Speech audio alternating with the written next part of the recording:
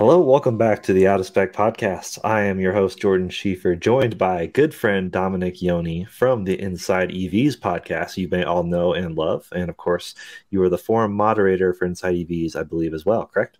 Inside EVs forum, yes. And I Yes. do the comment moderation on Inside EVs and Motor One and Ride Apart as well. It's our motorcycle site. Yeah. So yeah, important job. Keep the people in check.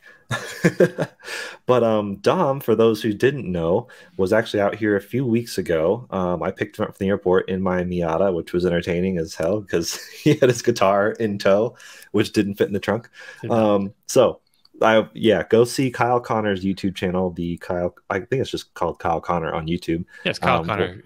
We'll put that link in the description to see that fun video of me picking up Dom from the airport to take him up to Fort Collins, where our Model 3 was sitting, waiting, anticipating a fun road trip. Yes. So I wanted to kind of recap the whole experience because you just finished it. How long ago did you get home? Oh man, it's been a couple of weeks now, I think. Just when Hurricane Ian was hitting, I got here just before that. Yeah. So yeah. I had to rush back to get here because I'm in Tallahassee. And yeah, so the last time I saw you, though, we were in Fort Collins. And so you picked me up from the airport. We drove up to Fort Collins, and then we swapped out all the tires on the car. Yep. And we did little road tests to make sure, because he had just got it back from the shop, and there were some questions about the suspension because we were going to replace the suspension before all this happened. But then I think that did not happen. Timeline. So, yeah. So we went for a little test drive and went over some some speed bumps, and like everything checks out. Yep. So yeah, that was, and this is I mean, the main topic of this episode for this podcast is really how your first EV road trip experience was, because it wasn't your first EV experience. In fact, you've owned one for a while now, a Chevy Spark, which is funny because it's an EV not everyone knows even exists, although the name should imply it, even though it started as a gas car, which is funny enough. But Chevy Spark EV, the Spark EV. Yeah. And now you got to experience the Tesla Model 3, which you had driven Teslas before, but this was, I have a feeling you're much more acquainted with the experience now after 4,400 miles, nears makes no difference, and 2 countries and maybe a dozen states. I mean, you did a lot of things. Yeah, at least a dozen states, I think. I'm not sure. So yeah, I'm not even sure where to start. So I've been writing about in Tesla since 2008, I think, and then I've driven a few Teslas in that period of time. More recently, of course, but only for short periods, 5 minutes or 10 minutes. Like pretty short bits. Actually, this summer I got to drive a Tesla Model 3 Performance on a track situation with Brembo, and that was pretty cool. But still, nothing like taking a car on the road, and because even in that situation, I never had to dig into the menus really. I never really, followed that whole part of the experience. Yeah. I never dug into it. But so basically I got in this car pretty cold in Fort Collins and just started driving east. Yeah. And for our for our audio listeners, go check this out on YouTube if you want to see some of the visuals I'll throw up on the screen. But Dom did a really good job kind of documenting it through his Twitter, kind of in live time, so people could follow along with the journey. But you basically left Fort Collins with, I don't know, it wasn't very deeply charged, maybe 70% or so. So right. you had to charge again in Brush, which was that your first ever supercharging stop? I believe it was, and I think there's even a little video associated with that where I made a little video of. Oh, that's not me. Well, that's me, but that's at your offices. Yeah, so I made a little video. I didn't even know where the output was on the screen. I had to kind of look around to see what kind of power I was drawing or whatever. But it was the first time I'd actually gone and parked in a supercharger spot and plugged in the car. And man, it's so easy because I've done this with my Chevy Spark EV, which is a CCS2 connector, but not a Tesla connector. And it's for people who are not familiar, the CCS2 connector is a lot bigger than the Tesla connector, and it's kind of clunky.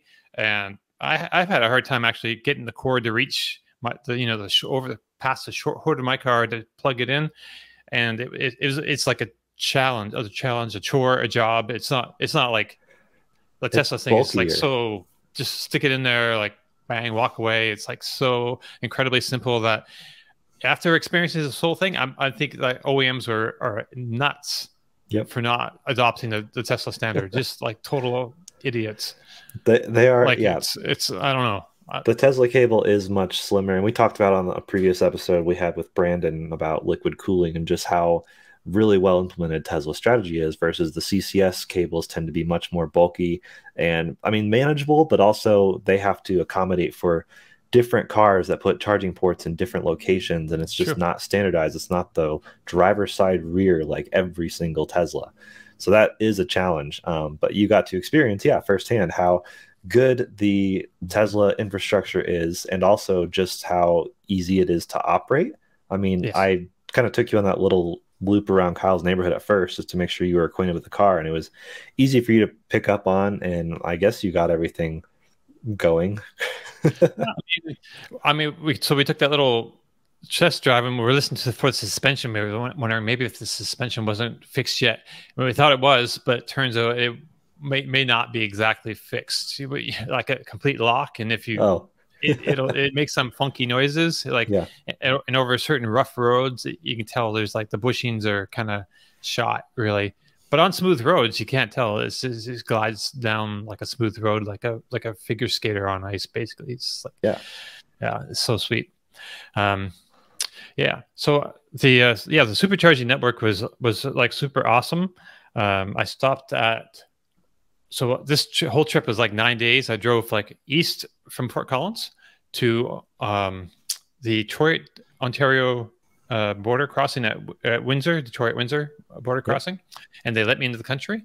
That's And good. I kept going east through yeah, that would put me in Ontario. So I stayed over Ontario, stayed overnight in Ontario at my cousin's place, and then I went to Quebec the next day, and into New Brunswick, and then so this is when things got kind of crazy because I had left Florida, where I live in Tallahassee, just after Hurricane Fiona had gone up into the North Atlantic, and I was just like very happy that it wasn't coming to my house, so I could, I felt free to leave and do this trip. But by the time I got to the north of New Brunswick, I found out, Fiona was coming right for where I was heading for the Maritimes, and yeah, and when I finally actually got down there, one of my cousins has a house just on the beach, and Okay. he did not evacuate because he did not know, and that, so he ended up in a boatload of trouble with like 3 feet of water going through his house. This house sitting on cinder blocks on the beach. It Yep. could have floated away. It was great. I mean, it was crazy. So we missed it in Florida, but it really did a number on the Maritimes, where I stayed overnight that night down in the south of the province. It wasn't bad. It was just a little windy, but on the coast it was bad, and other provinces like Prince Edward Island or Nova Scotia, Newfoundland, they all got slammed pretty hard. Yeah. So I got to New Brunswick. That was kind of my main goal, to get there, because that's where the highest concentration of friends and family are. And but I couldn't stay there long because as soon as I got there, the reports of Ian coming up to Florida, it came out, and it was like pointed right at my house. So I did the last stretch of the trip like in double time. I did it in one sleep. Basically, I woke up at 7:30 Eastern time, basically, and I drove till maybe 2:30 in the morning. Yeah. It's like 19 and a half hours, I think, of driving. Wow. And yeah, and I was lucky. The supercharger there was a hotel right there, Journey's End, not Journey's End, the ones that make you smart when you wake up. It didn't work, but it was a great hotel and a reasonable price, and I'm really glad I got to stay there. And it was like so I left I left there at 11 o'clock a.m. the next morning, and I got home by 2 a.m. that night. Wow. Yeah. Okay. The idea was to get the other side of like the Baltimore, Washington D.C. area before the morning traffic was kind of my goal from coming from New Brunswick. Yeah. So it took a lot of driving, but you know, yeah. To Tesla's credit, like this whole thing was like not a problem. Like I had 2 issues basically, and one of them, those could have been mine. So yeah, what were the issues? Because that's the thing. Everyone speculates like, oh, if you like go buy a Tesla if you want a flawless experience, and then go buy a different car if you want maybe a bit more interesting, less flawless, but unique experience. So Right. yeah, that was my next question was your trip flawless? And if it wasn't, what happened? Not quite. So I think my second or third charge, it was in Lincoln, Nebraska. By the time I got to Lincoln, I was pretty sure that I had navigated to the Lincoln, Nebraska supercharger, but it's possible that I only navigated to Lincoln, Nebraska, Mhm. which anyway, so I'm following the direct navigation directions. I'm still not exactly completely acclimatized to the screen and the whole navigation system and everything. But anyway, so I'm just following directions, and it puts me in this parking garage. I'm a parking garage, right? There's superchargers in the parking garage, like I've seen before, right? Yeah. And no, there were no superchargers in the parking garage. And I asked the parking lot attendant about it, and he said, no chargers here. But we've had a few Tesla owners come and drop by looking for them, but nope, they're not here. So he gave me directions that I could not follow to some charge point charger somewhere.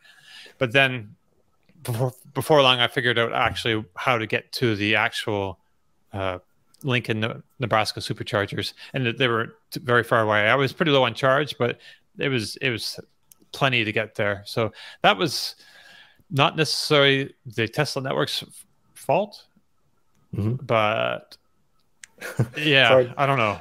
Hard to say. I mean, it's. I wonder if there were any destination chargers too, because I have seen people navigate to destination charger. I actually did the other day in Anne's car in Colorado Springs. I was like, oh, she has to go work. I'm gonna go charge her car for a little bit. I wasn't in a hurry. It didn't need that much juice, so I was like, I'll just go to a destination charger, which was Okay. right next to a Starbucks. So I Okay. did, and I pull up, and there's nothing there. Oh. There's literally like holes in the ground where they used to be, and they were removed. But the Oh. Tesla navigation did not know that. Okay. Of course, PlugShare did, so I should have looked at PlugShare. But I don't Well. usually associate PlugShare as much with Teslas because typically Tesla stuff just works Right. versus on CCS or even looking for J1772 plugs, I'll use PlugShare religiously. Um, so yeah, tell me about your other issue too before I jump into my next question about route planning. Sure. So yeah, the other question, the other problem was at a station where there was an actual issue, and that was right at the north of New Brunswick in or in Quebec actually. I think it's in a place called Rivière de Loup or Wolf River, um, or River of Wolf. I don't know. Yeah. Anyway, so yeah, there's like this is like 6 or 8 chargers. I'm not sure, but anyway, the two on the end did not work. So there's that was one strike one. Like I plugged into it and it didn't work at all. That was the first one I saw that didn't work.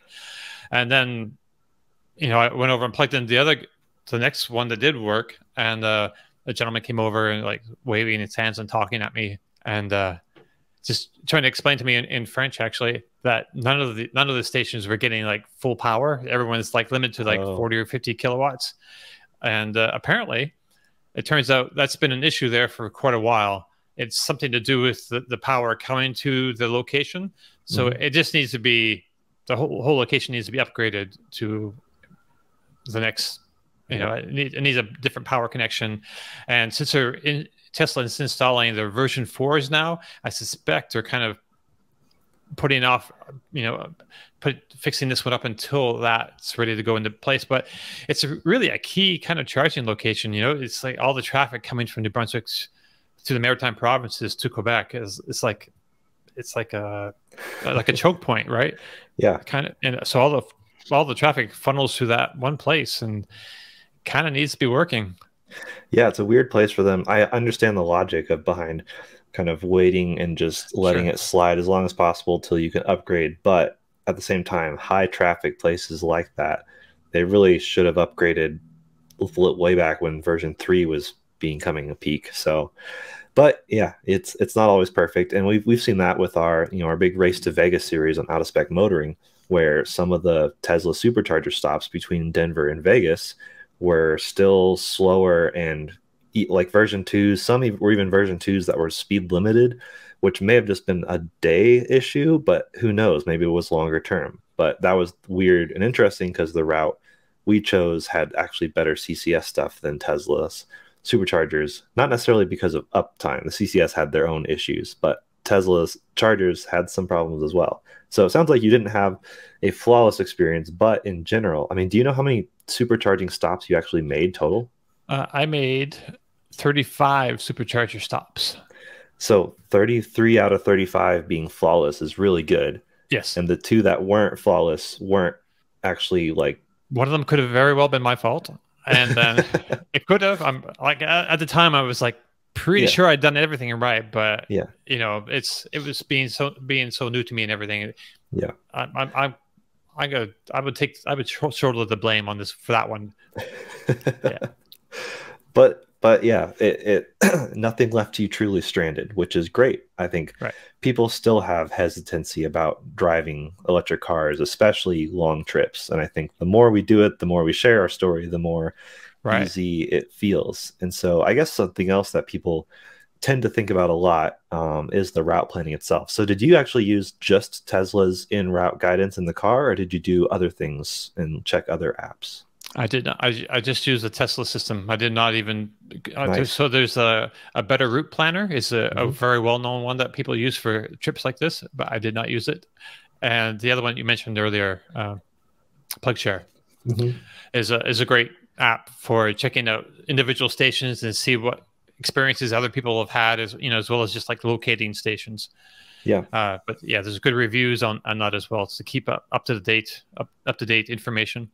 Yeah. Yeah, but so I just went with the route planner, so the route planner is pretty good. So you just press like the right button on the steering wheel, like the Tesla steering wheel has two scroll wheels, and you just press the right one and say navigate to New Brunswick, Canada, and then it lays out thinks about it for a couple minutes, lays out a path, and it has all the supercharger stations that you'll need to stop at.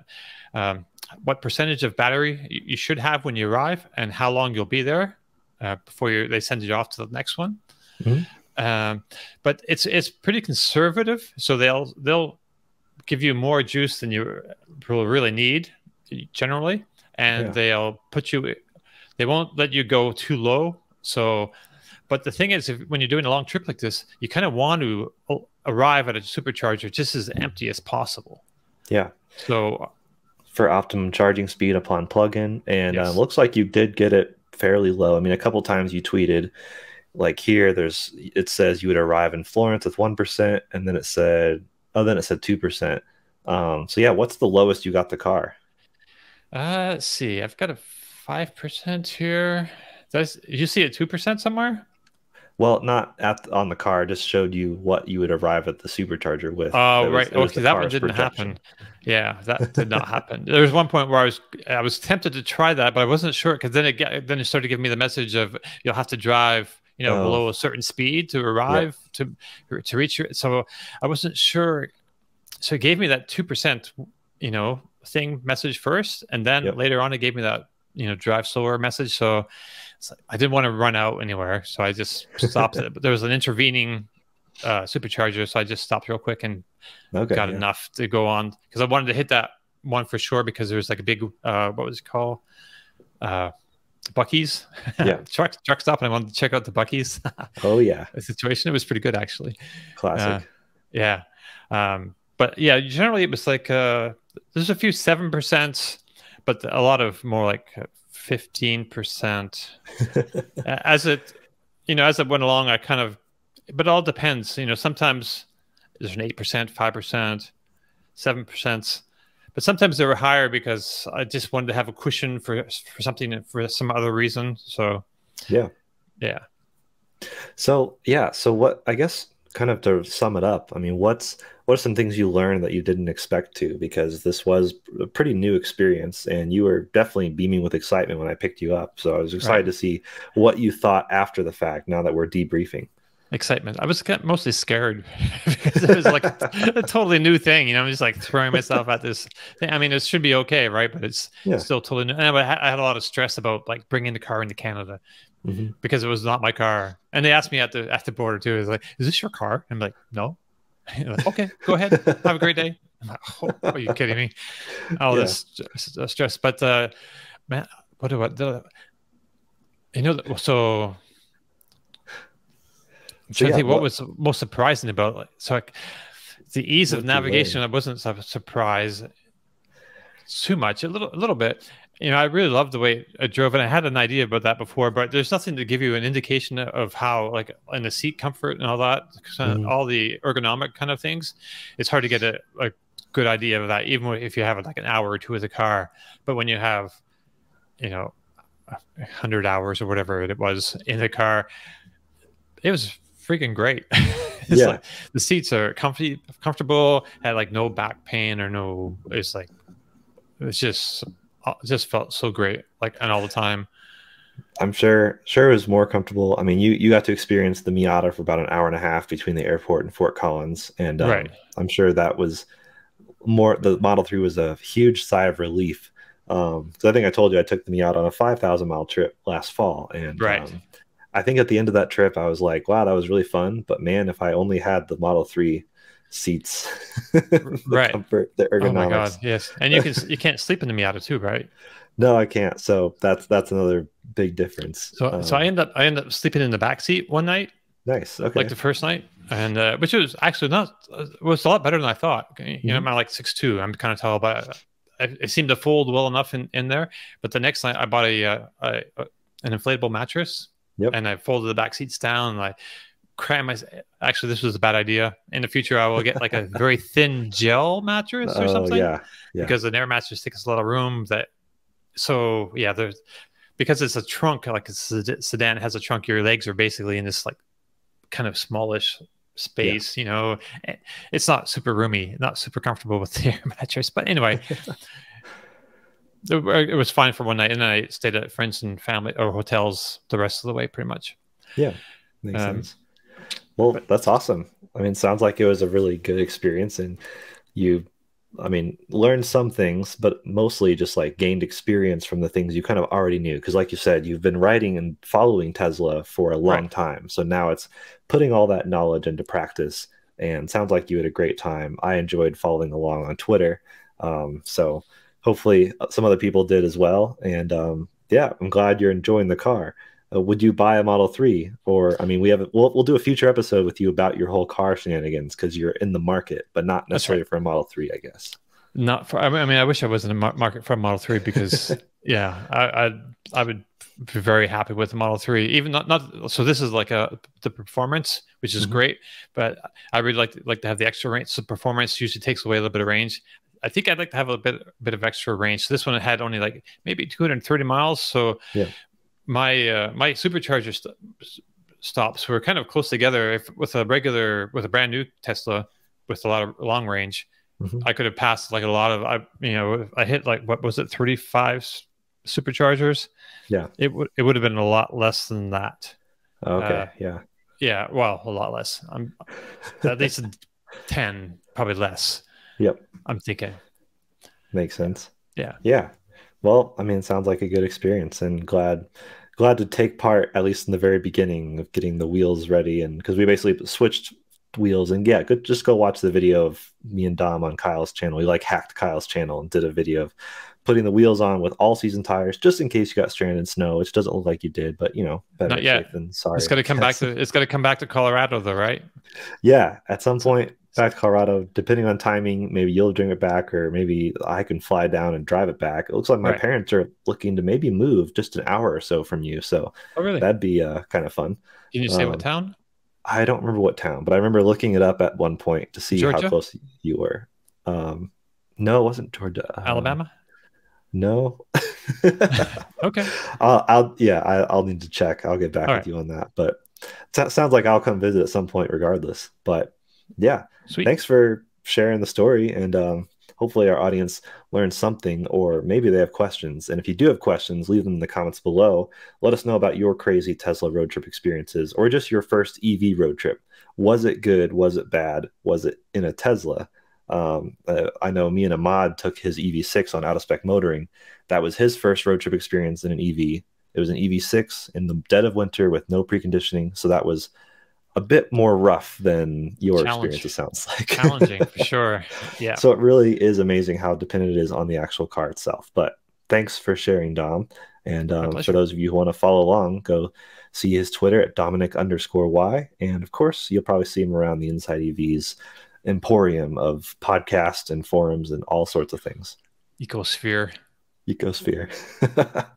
All right. Well, thanks, Tom. We'll Right. see you guys No all in problem. the next episode very soon. Ciao.